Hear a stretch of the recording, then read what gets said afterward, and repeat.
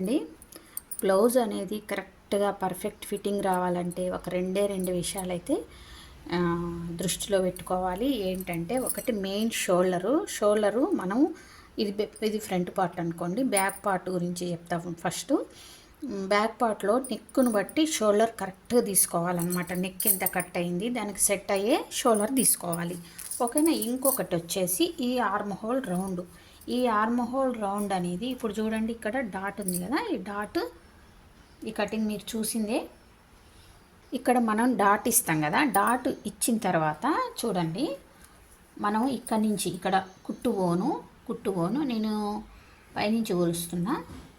కుట్టు వచ్చే దగ్గర నుంచి కాకుండా నార్మల్గా గుంచుకుంటున్నా. డాట్ వేసిన తర్వాత మీకు ఇది కరెక్ట్గా రావాలన్నమాట. ఇది కరెక్ట్గా రావాలి. ఇప్పుడు ఆ తర్వాత మనకు కావాల్సిన ఆర్మ్ హోల్ రావాలి. ఆర్మ్ హోల్ రౌండ్ రావాలి. ఇక్కడ కుట్టు పోద్ది కదా, కుట్టు పోయిన తర్వాత మీకు చెస్ట్ అనేది చూడండి 8.35. ఇది కరెక్ట్గా రావాలి. ఇది కరెక్ట్గా రావాలి అంటే ఈ రెండు మ్యాచ్ అవ్వాలన్నమాట. ఈ రెండు మ్యాచ్ అయినప్పుడు ఇది కూడా ఎట్లా అంటే ఈ డాట్ వేసిన తర్వాత ఇది రావాలి. చాలామంది ఏంటంటే డాట్ వేయకుండానే ఇక్కడి నుంచి ఇక్కడికి కొలుచుకుంటారు.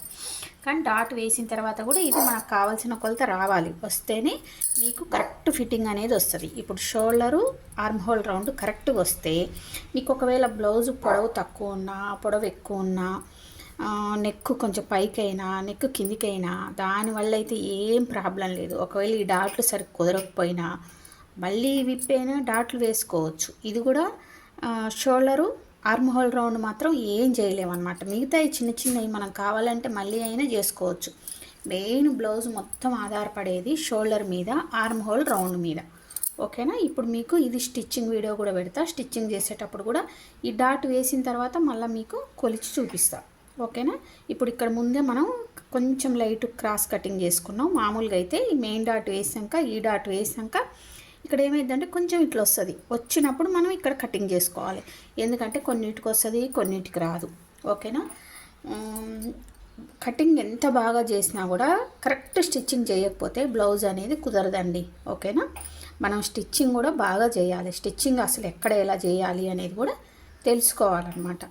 ఇంక ఇప్పుడు షేప్ పట్టి మనకి లోడింగ్ పద్ధతిలో కావాలంటే లోడింగ్ పద్ధతిలో వేసుకోవచ్చు, లేదంటే నార్మల్గా అయినా వేసుకోవచ్చు. అది మీ ఇష్టం. దానివల్ల బ్లౌజ్ అనేది అటు ఇటు అయ్యే ప్రసక్తి అయితే లేదు. ఇంకోటి మెయిన్ మిడిల్ చెస్ట్. మీరు కుట్టిన తర్వాత ఈ డాటు వేసిన తర్వాత మీరు ఇక్కడి నుంచి ఇక్కడికి చెస్ట్ పాయింట్ చూసుకుంటాం కదా, చెస్ట్ పాయింట్ చూసుకొని మిడిల్ చెస్ట్ లైన్లో మనకు కావాల్సిన మిడిల్ చెస్ట్. ఎందుకంటే ఒక్కొక్కరికి చెస్ట్కి మిడిల్ చెస్ట్కి చాలా తేడా ఉంటుంది. అట్లున్నప్పుడు మీరు బ్యాక్ పార్ట్ వేసి ఫ్రంట్ పార్ట్ కటింగ్ చేస్తే మిడిల్ చెస్ట్లో మీరు ఎగస్ట్రా తీసుకోలేదనుకో, ఎక్కువ చెస్ట్ ఉన్న వాళ్ళకి, అప్పుడైతే బ్లౌజ్ అయితే అస్సలు కుదరదు. ఇందులో టైట్ అయిపోద్ది, ఎక్కడో ఒక దగ్గర లాగుద్ది. ఎక్కడ లాగుద్ది అని కూడా మనం చెప్పలేం. దానికి ఎక్కడ ఇబ్బంది అనిపిస్తుందో, ఏ క్లాత్ అయితే ఇలా గట్టి పట్టినట్టు అవుతుందో అక్కడ లాగినట్టు అవుతుంది అనమాట. ఓకేనా. ఇలాంటి జాగ్రత్తలన్నీ తీసుకుంటే మీకు పర్ఫెక్ట్ ఫిట్టింగ్ అనేది బ్లౌజ్ అనేది వస్తుంది. స్టిచ్చింగ్ వీడియో కూడా పెడతా. ఓకేనా. Thank you.